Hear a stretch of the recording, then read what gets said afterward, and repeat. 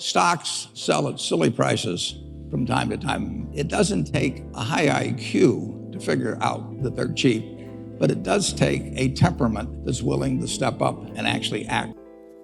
This man here, as many of you probably know, is Warren Buffett, otherwise known as the Oracle of Omaha for his amazing insight into business growth.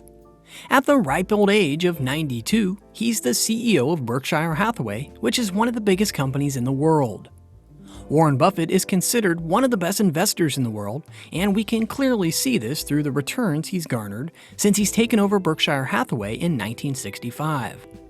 As it stands, he averages about 20.1% returns every year, whereas the stock market averages about 10.5%.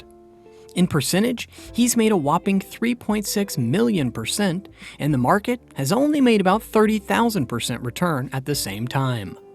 We're going to take the time today to listen to Buffett's advice that specifically applies to the current economic landscape we're seeing in 2023. So, what's the situation? The market has fallen over 20% throughout 2022, and there's still extremely high inflation. But fortunately, it's starting to head downwards and interest rates are soaring, and that's likely to continue. The head of Fed stated that they're not going to stop pushing interest rates until they get a targeted 2%. That means the chances of recession are high in 2023.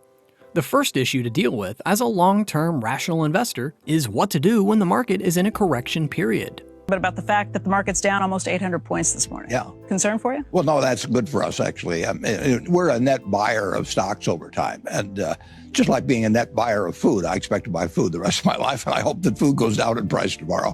When stocks are down, we're going to be buying on balance. And who wouldn't rather buy at a lower price than a higher price? People are really strange on that. I mean, because most people, most of your listeners are savers. And that means they'll be net buyers, and they should want the stock market to go down. They should want to buy at a lower price. And they have that feeling that they just feel better when stocks are going up. We really can get a taste of how rational and experienced Warren is through this clip. If you're a long-term investor under the age of 55, then chances are you are still trying to build wealth, meaning you are a net buyer. In other words, you should purchase more stocks than sell, so you actually want the market to go down instead of up, so you can buy stocks at a discount. However, that's not the case when you're above 65 and you're trying to retire on your investments. It makes you a net seller, meaning you want the market to go up. The truth is that most people are highly emotional and just feel better hopping on the upwards trend as opposed to buying when prices are down, even though it's more logical to do the opposite. A great saying is that the stock market is the only place where people run out of the store when there's a sale. And funnily enough, we can see that effect when the Black Friday holiday is celebrated. People are fighting over items in the store. But with our current Black Friday in the stock market, you can see how people are selling due to declining stock prices.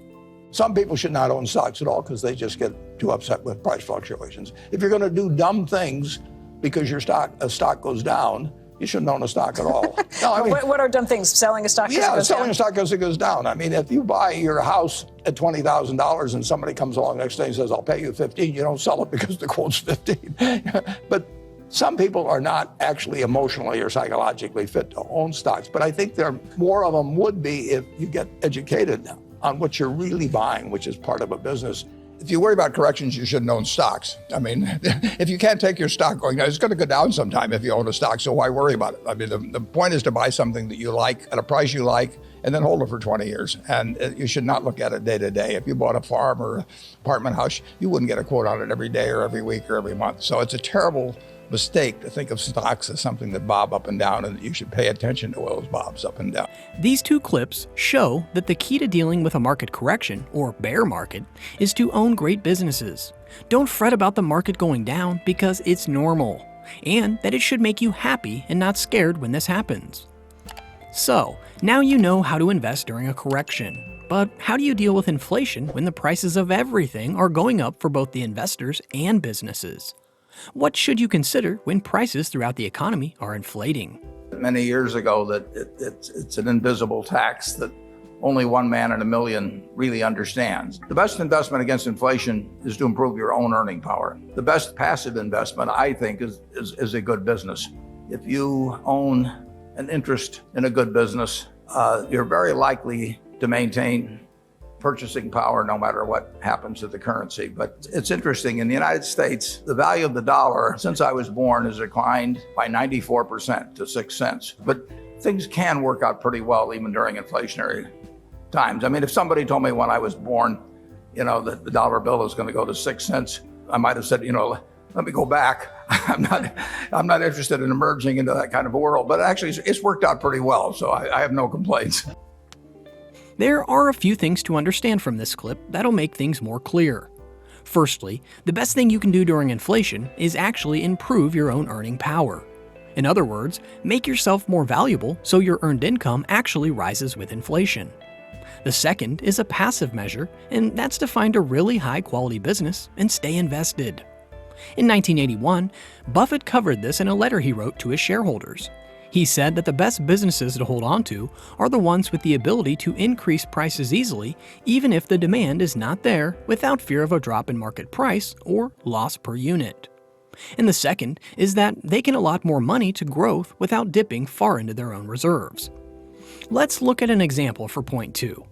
If we take a social media company like Facebook versus a car company like Honda, it's much easier for Facebook to boost its revenue by posting another ad or two. However, producing more cars for Honda is way more expensive and harder to accomplish.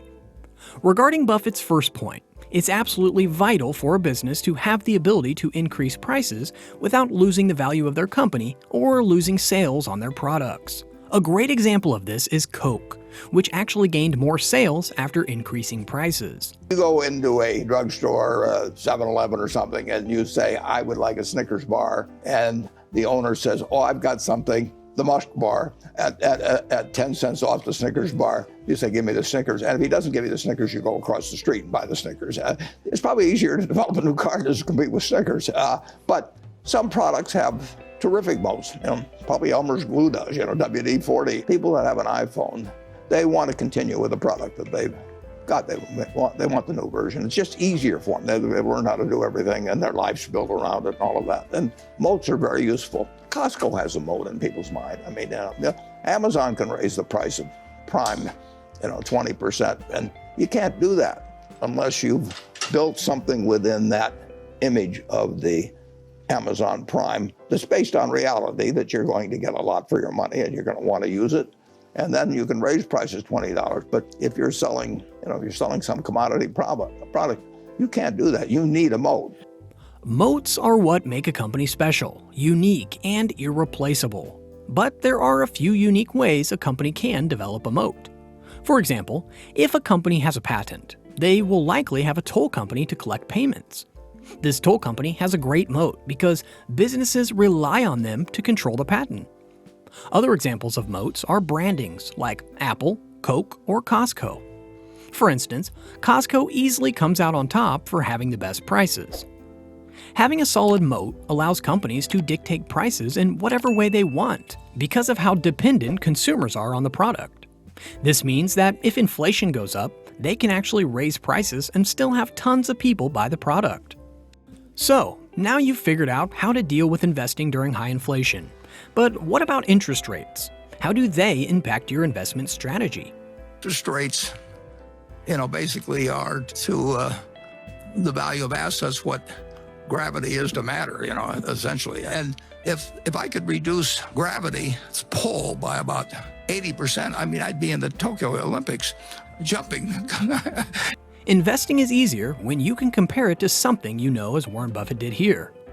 With a comparison to gravity, he says that when rates are low, money is more accessible, meaning more spending, more profit, and more growth, which is exactly what's happened over the past 10 years.